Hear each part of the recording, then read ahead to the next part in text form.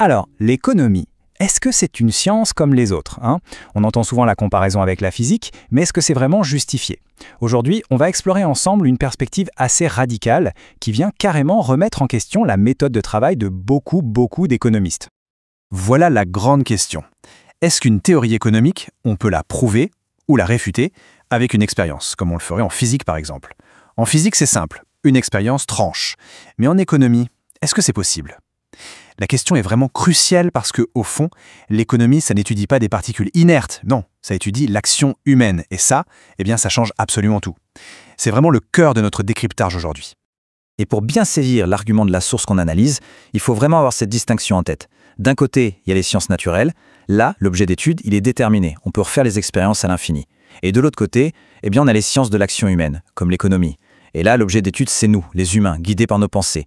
De l'information nouvelle peut apparaître à n'importe quel moment. Chaque situation est unique. C'est ça la grande différence. Alors, voilà comment on va progresser. D'abord, on va voir pourquoi l'économie est une science un peu à part. Ensuite, on définira ce que la source appelle le pseudo-expérimentalisme. Puis, on se penchera sur les erreurs de l'approche empirique. On verra aussi la logique comme alternative. Et on terminera en se demandant, alors, quelle méthode pour l'économie? C'est parti pour le premier point. Qu'est-ce qui rend l'économie si différente des sciences expérimentales d'après notre source? Et là, on touche à un point qui est vraiment fondamental. L'argument est le suivant. Si on peut imaginer ne serait-ce qu'une seule exception à une théorie économique, alors en fait, cette théorie est déjà réfutée par la simple logique. Pas besoin d'expérience. Mais à l'inverse, si on ne peut imaginer aucune exception, comment est-ce qu'on pourrait bien concevoir une expérience pour la tester? C'est un vrai paradoxe, vous voyez? Dans un cas comme dans l'autre, l'expérimentation semble complètement hors jeu.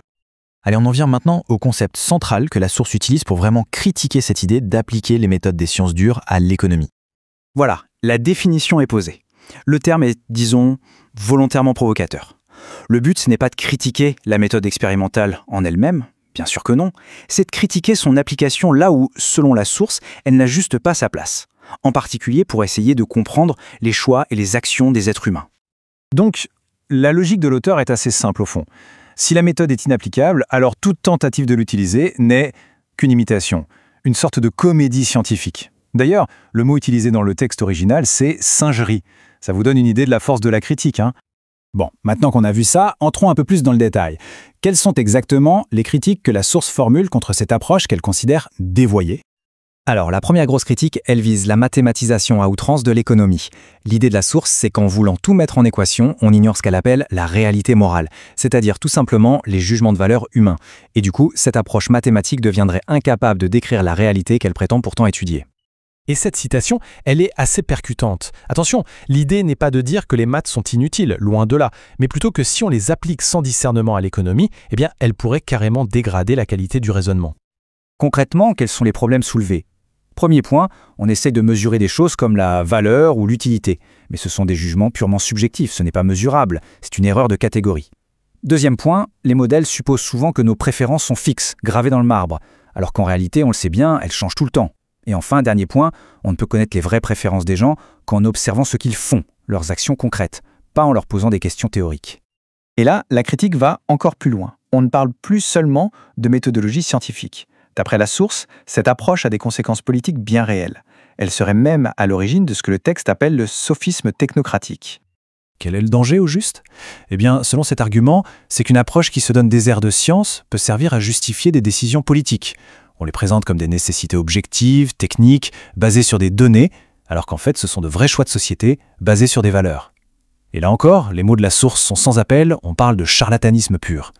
Alors là, attention, on arrive à l'argument sans doute le plus contre-intuitif et peut-être le plus puissant de la source. L'idée, c'est que la recherche même de théories économiques testables serait en soi une erreur fondamentale. Le raisonnement, il est le suivant. Si on peut ne serait-ce qu'imaginer une expérience qui contredit une théorie économique, ça veut dire qu'une exception est logiquement possible. Et si une exception est possible, la théorie est déjà fausse par définition. Du coup, exiger qu'une théorie soit testable ou falsifiable, ça reviendrait en fait à exiger qu'elle soit fausse dès le départ. C'est une inversion complète de la méthode scientifique telle qu'on la conçoit habituellement. Bon, d'accord. Si l'approche expérimentale est considérée comme une impasse, quelle est l'alternative? La source met en avant une autre voie, la méthode philosophique, qui est basée sur la logique pure. Et pour bien faire comprendre son point, la source utilise une analogie très simple. 2 plus 2 égale 4. Personne ne va dire que ce n'est pas scientifique. Pourtant, on ne fait pas d'expérience pour tester si 2 plus 2 égale 4. C'est prouvé par la logique. Un point, c'est tout. L'idée, c'est que l'économie devrait s'inspirer de ce modèle de preuve-là, celui de la logique, et pas du modèle expérimental de la physique.